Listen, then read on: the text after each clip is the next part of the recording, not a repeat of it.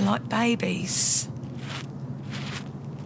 They're very vulnerable, they're very scared, they don't know where they are. And they wake up and they think, where am I? They get out of bed and they start to roam, and they're actually looking for someone. This is the terrifying and bewildering world of old age dementia, a world uncharted and unknown by anyone but the sufferers and their carers. For a Christchurch family, it took a murder to find out what was happening behind the rest home doors. Spring last year in this attractive Christchurch rest home. One of its residents, 93-year-old Doreen Grant, dies in her bed. A 90-year-old man, Andy, is accused of killing her. How could this ever happen when you entrust someone into a 24-hour care? Veronica Moore, Andy's youngest daughter, and her husband, Brian. And stood in the room while my father was charged with murder, which he didn't have a clue. So maybe I'm thankful for that. The thought that a man and a woman in their 90s from this rest home could be part of a murder inquiry is disturbing enough. But what would be revealed by police investigations and a government report would cause Andy's family to seriously question the sort of care their elderly relatives were getting, especially at night.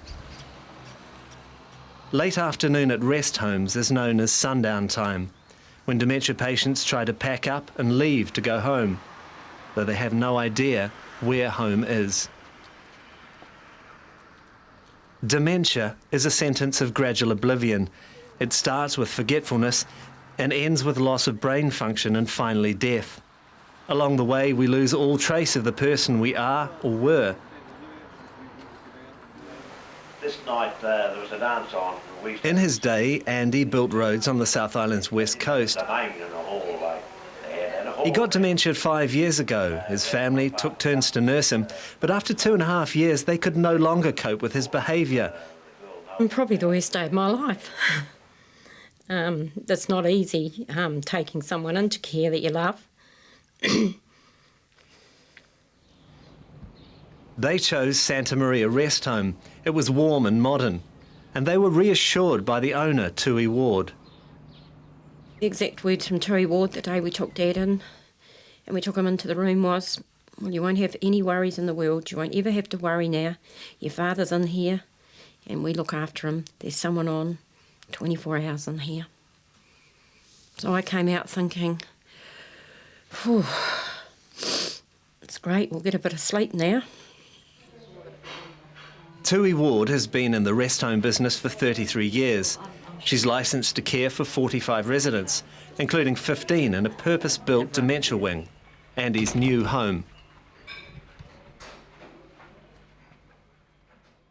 Soon after he was moved there, Veronica and family became worried. On some visits, they noticed bruises. But there was one particular incident with my father's eye where it was hugely black and all the white of his eye was red.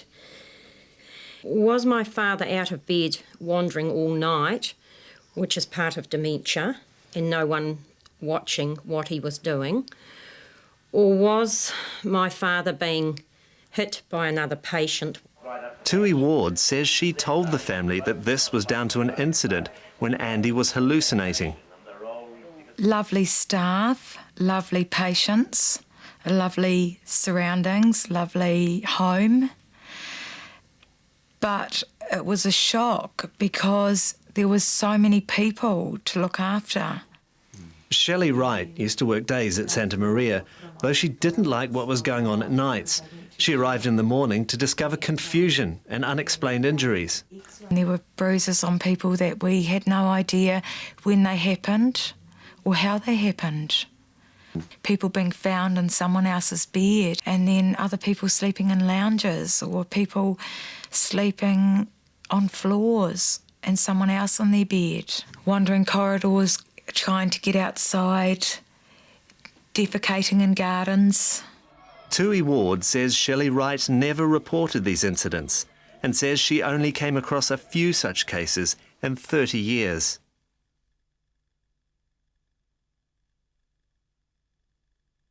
"1:40 in the morning, Sunday, September the 3rd, Doreen Grant is found dead in her bed, a pillow over her face.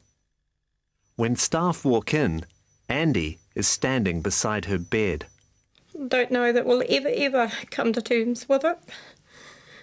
It's just destroyed us. And then all of a sudden, you're faced with a situation like this. Do you think your father killed Doreen Grant? No, never. On the statements I have, there's no forensic evidence. One staff member told police she saw Andy a few weeks before, holding a pillow over his roommate's head, though she didn't write it down in the incident book.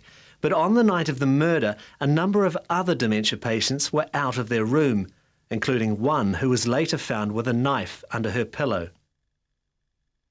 Owner Tui Ward wouldn't talk to us, but she gave an interview to 3 News just after the murder. They wander around at night. Sometimes there's 3 or 4 of them at one time, mostly it's just 1 or 2. And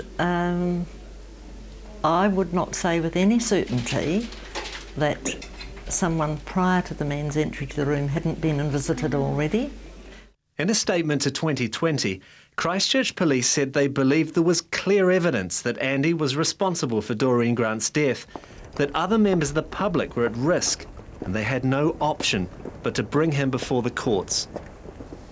That, to me, was a prime example of the police not understanding dementia, not interested in knowing about dementia. Doreen Grant's family didn't want to take part in this program, but they've said they didn't want charges laid. In October last year, in the secure unit at Princess Margaret Hospital, Andy was formally charged with murder. And I couldn't look at my father while he was being charged. I just had my arm around him. A judge arrived at the hospital for a special court hearing. I wheeled him in a wheelchair with his rotary beads and his baby doll. He woke as I pushed him in under the table and he said, blah, blah, blah, which was a muddled nothing. The hearing was adjourned for a psychiatric report. It described a man with severe dementing illness who had no idea he was married or had 3 daughters.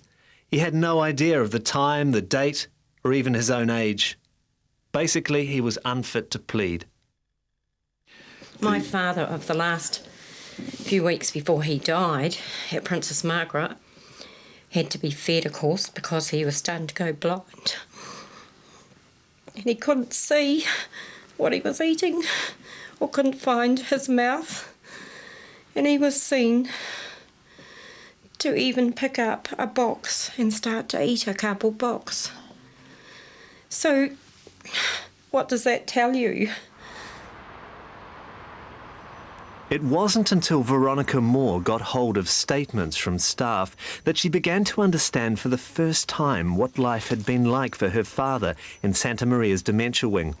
Wandering patients, fights between residents, alarms going off and being ignored by staff. The statements revealed that on the night of the murder, there were 2 staff looking after 44 residents. The owner, Tui Ward, told police they knew to check the dementia wing every half an hour.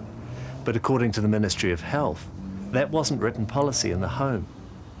And it appears that the 2 women on duty hadn't checked the patients in Andy's wing for about 2 hours. And why, when they were asked, did they not check the wing every half hour by the police? Because we are too busy doing breakfast trays and vegetables and things for the next day. And there's so many other things to do other than people. You know, like there's cleaning and there's beds to be made and there's commodes to clean and floors to vacuum. Shelley Wright's now in a job where she says she has more time for patients than she did at Santa Maria. No. We might see some fantails today. We might. How can it be that someone was murdered at that home? Well, I think it could be because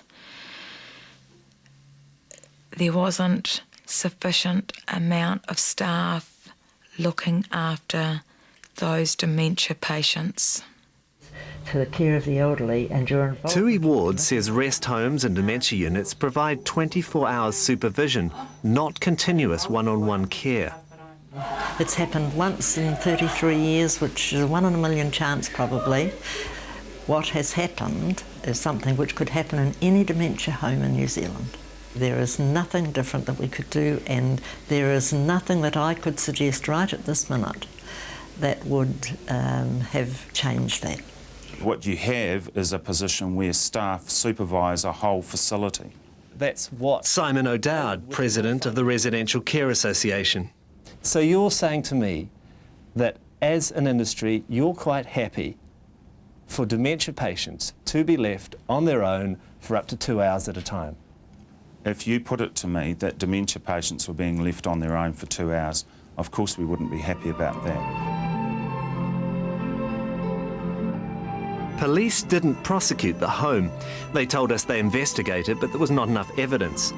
The Ministry of Health found Santa Maria met the minimum standards of the law. But in a special audit, the Health Funding Authority found 37 shortcomings, including incidents of assault and sexual harassment between residents, incidents that the staff weren't trained to handle. And it said the staff levels at night were putting residents at risk. You are playing with people's lives here. Do something about it. Tui Ward challenged the findings, and she says that many of them were wrong. However, in a second audit, the home failed in some areas again. Tui Ward made changes and says her home is safe. She got the HFA stamp of approval at the end of March, on the written understanding there would be a staff member to be constantly on duty in Andy's wing. The HFA said there must be someone in the dementia wing at all times. Would you anticipate that that would be the case now? My understanding is that the home that you're referring to is compliant with its contract. Veronica Moore was sceptical that things had changed. We sent in an actor to volunteer for work at Santa Maria. I first of all went in for a morning shift, and it seemed like a very nice, clean, good-looking type environment. Seemed very busy, there were a lot of people everywhere. But on her first night, with a secret camera, she arrived to find all of the staff in the kitchen, including the woman who was supposed to be next door, on duty in the dementia wing. There were often situations where there was no one in dementia, particularly when we were working in the kitchens. That could be up to half an hour before somebody wandered in to have a look, or before somebody made noises in large to check it out. And I mean, many times through the night there seemed to be all of us who were on in other parts of the building. Our actor, Francis, after just 2 shifts and no formal training, was offered paid work by Tui Ward. Despite the HFA's insistence that staff looking after dementia patients must be trained or undergoing training. Basically, she said to me that she wanted to pay me, and it didn't really matter about my experience. And she realised throughout this that you had absolutely no training in dealing with dementia patients? She definitely knew that I had no training with dementia patients or the elderly. Francis was told it was a struggle to get staff at the weekends, and sometimes the whole home was run by just 2 people. The same situation as the night of the murder. The second night, 2 a.m, her camera found no staff in the dementia wing. At 5 a.m, the person on duty is the untrained daughter of the senior caregiver, called in at the last moment. She's asleep. When we put it to Tui Ward that there's not always a staff member in the dementia wing at all times, she said, every night a staff member has been delegated to work in Larch Wing, and if that person is not available, a senior person from another wing does the job. The night staff involved also faxed us, saying they work in Larch Wing according to the conditions of the Health Funding Authority, and they're confident Santa Maria provides good care. Here we are paying $650 a week for our father to be entrusted into the specialist dementia wing. What are they doing with the money? You will never have enough staff in any circumstance in healthcare in New Zealand to avoid that tragedy happening anywhere else. It would have only taken one person to have been there. Quite true. It would have only taken one person to be there in any circumstance. Well, let's talk for a moment, Mr. O'Dowd, about the fatality that happened in your home. Patrick O'Rourke. Yes? He had an accident, yes. Christchurch man Pat O'Rourke was a resident in a rest home part owned by Simon O'Dowd. Doctors had told his family he had mild dementia. The home says it has no record of this. They don't specialise in dementia care. The 67-year-old died in hospital after going alone into the home's smoking room. And the smell was the worst part. It was just burning flesh. His daughter, Gail O'Rourke. It just made you feel sick. I had to go out a couple of times. Pat O'Rourke had used a lighter to burn loose thread on a cushion or his tracksuit, which burst into flames. He should never, ever have been really allowed to smoke on his own unless there was someone there that was capable of watching. And because he had when he had a stroke, he lost his hand, sort of wasn't any good for anything, really. You know, he could use it, but it sort of would just flop, and it was his hand. He held a cigarette. And wasn't he in the smoking room, left alone?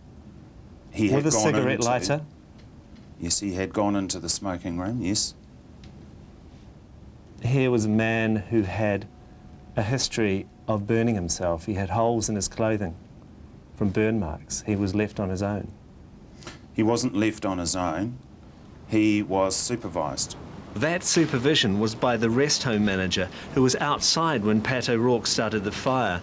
He ran in and put it out with his hands. He was also taken to hospital. The reality is, it is impossible, under the current system that we have, it is impossible to provide a level of care for residents to the degree that you're talking about. He blames the government. Rest homes receive an average of $95 a day for each dementia patient. That's nearly $35,000 a year. I have no evidence at all that rest homes are closing because they're not receiving sufficient funding. Carol Searle from the Ministry of Health. In fact, we're constantly receiving applications for new people who want to come into the market and existing rest home providers wanting to increase the number of beds. It's like snowball, doesn't it? Whether you believe the government or the rest homes about the reasons for the state of the industry, some of those who work in homes for as little as $9 an hour are only too aware of how far they are from the ideal situation. They need people there, they need people reassuring them. Like I said, they're just like children, you know. And the sad thing is at least children know who their mother are and their father are, and, you know, like these people with dementia can be consoled by a stranger. You know, that's all they need is just an arm around them and to be told everything is all right, come back to bed. Is this an industry that we can place our trust in? I think it is, because the majority of rest homes around the country provide a very good standard of care. Asking a lot of questions, but you see... But Veronica Moore's experience shows how badly things can go wrong. And she wants to see a fixed staff ratio of carers to residents, as in preschools. She wants it put in law, and she wants the Ministry of Health to start being tougher on homes. Families are looking to you, the Ministry, to wield the big stick. Well, if there is a situation that is brought to our attention where there is concern about resident safety, then we can go in straight away. What would you say if I said to you we have evidence that there are not staff at all times in the dementia wing? I would say please give me that evidence so we could pursue it. What would you do? We'd go in straight away and have a look at staffing registers and rosters. But after 2 audits on the home where her father was labelled a murderer, Veronica Moore's trust has been worn out. If any of her sisters or mother get dementia, she's certain of one thing. We would fight to the bitter end to keep our mother close to us, because we could never, ever trust any home ever again.